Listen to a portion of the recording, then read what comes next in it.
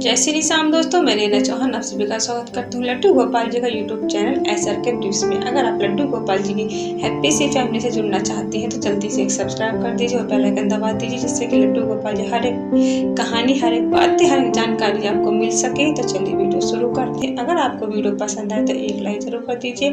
आपकी एक लाइक से हमें बहुत खुशी मिलती है, आगे बढ़ने की प्रेरणा मिलती है और नई नई वीडियो हमें लाने का साहस मिलता है। तो चलिए वीडियो शुरू करते हैं।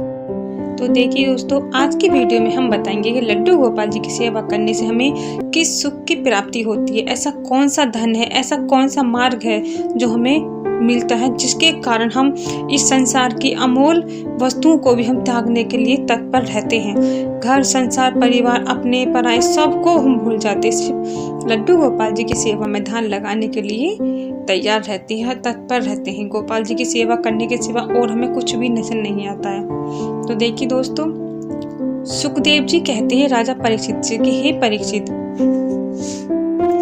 दोषों से भरा इस घोर कलयुग में एक अच्छाई छिपी है। सतयुग में भगवान को प्राप्त करने के लिए घोर तपस्या करनी पड़ती थी। त्रेता युग में यज्ञ कर कर भगवान को प्राप्त किया जाता था और द्वापर युग में पूजा पाठ कर कर ही भगवान को प्राप्त कर लिया जाता था। लेकिन इस घोर कलयुग में जो पाप से भरा है, इस कलयुग में भगवान को प्राप्त करने के लिए कोई मार्ग नहीं है। लेकिन श्री कृष्ण भगवान ने भगवत गीता में साफ साफ लिखा है कि इस कलयुग में कोई भी मनुष्य साफ मन से, सच्चे दिल से, पवित्र मन से अगर मेरा नाम भी लेता है तो मैं उसे प्राप्त हो जाऊंगा। श्रद्धा भक्ति भाव से जो मुझे नाम लेकर पुकारेगा, मैं उसके समक्ष आऊंगा और उसके दुखों का निवारण करूंगा। तो इस बात में कितनी सच्चाई है। देखिए दोस्तों, सच्चाई तो भरपूर है, क्योंकि लड्डू गोपाल जी के जो भक्त हैं, आप उनसे पूछिए, उनसे जानिए कि क्या लड्डू गोपाल जी की सेवा करने से उन्हें सुख प्राप्त होता है। तो देखिए, आपको यकीन नहीं आएगा, एक से एक भक्त लड्डू गोपाल जी के आपको मिलेंगे। ऐसी ऐसी बातें वो बताते हैं कि आपको यकीन नहीं आएगा। देखिए, वृंदावन में आप जाएं, बरसाना में आप जाएं, तो लड्डू गोपाल जी का, श्री राधा रानी का स्मरण करते करते यूं जीवन को बिता देते हैं, सिर्फ उनकी एक झलक पाने के लिए। देखिए, लड्डू गोपाल जी की सेवा करने के लिए ऐसा नहीं कि आप घर छोड़ें, परिवार छोड़ें, ऐसा कुछ भी नहीं है। लेकिन जिसके मन में भगवान इतने बस जाते हैं, जो भगवान को प्राप्त करने के लिए खुद को भी भूल जाते हैं, वो अपने घर परिवार को भी त्याग देते हैं। लेकिन जो भगवान को प्राप्त करते हैं, भगवान का ध्यान करते हैं अपने जीवन में सुख समृद्धि पाने के लिए, अपने घर परिवार के लिए, तो भगवान उनको भी प्राप्त होते हैं। लेकिन इतना ही होते हैं जितना कि उनकी भावना होती है। देखिए, घर परिवार में सुख समृद्धि बनी रहे, हर दुख का निवारण हमारे लड्डू गोपाल जी हमारा करे, वो करते हैं। लेकिन इसके लिए हमें भी उनकी सेवा करनी होती है, अपने मन को साफ पवित्र करना होता है।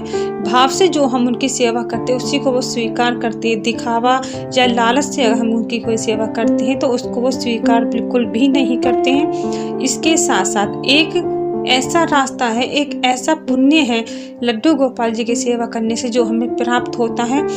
देखिए, बैकुंठ के लिए रास्ता उन भक्तों के लिए खुलता है जो लड्डू गोपाल जी को अपना बना लेते हैं। और ये रास्ता कैसे खुलता है, कैसे कहते हैं कि बैकुंठ तो भाग्यवान लोग ही जाते हैं, ऐसा पहले ही ऐसा होता था, अब ऐसा नहीं होता है। देखिए, ऐसा कुछ भी नहीं है। आपने बहुत सुना भी होगा कि कोई लड्डू गोपाल का भक्त है, वो जब इस लोक को त्याग कर जाता है तो भगवान उसके कैसे प्राण को हरते हैं, पता भी नहीं चलता कि कब कब में प्राण निकल जाते हैं। लेकिन कुछ लोग ऐसे भी होते हैं जो पाप करते हैं और अंतिम चरण उनका इतना कष्टदायी होता है कि बस कह नहीं सकते कुछ, तो ऐसा भी होता है। देखिए दोस्तों, अगर आपको ये लगता है कि ये बातें गलत है तो एक उदाहरण मैं आपको देती हूँ। देखिए, बिल्ली जो होती है, बिल्ली अपने मुख में अपने बच्चों को रखती है और एक स्थान से दूसरे स्थान तक ले जाती है।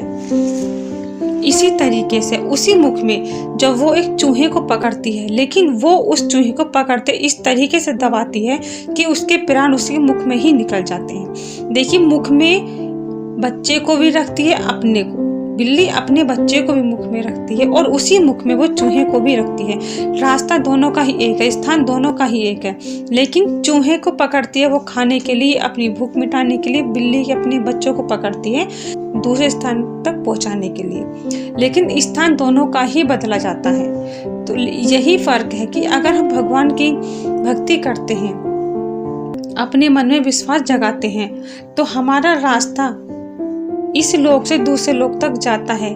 दुनिया में जो आया है जाना सभी को है, लेकिन अगर हम भगवान की शरण में ध्यान लगाते हैं तो हमारा रास्ता ऐसा ही होगा जैसे कि बिल्ली अपने बच्चों को एक स्थान से दूसरे स्थान तक ले जाती है। अगर हम दूसरों की बुराई करेंगे, दूसरों का दिल दुखाते हैं, निंदा चुगली करते हैं, झूठ छल कपट करते हैं, इंसान का वही हर्ष होता है जो एक चूहे का होता है। तो इसी को आप समझिए और ध्यान में रखिए कि भगवान की सेवा करने से क्या मिलता है और क्या नहीं मिलता है।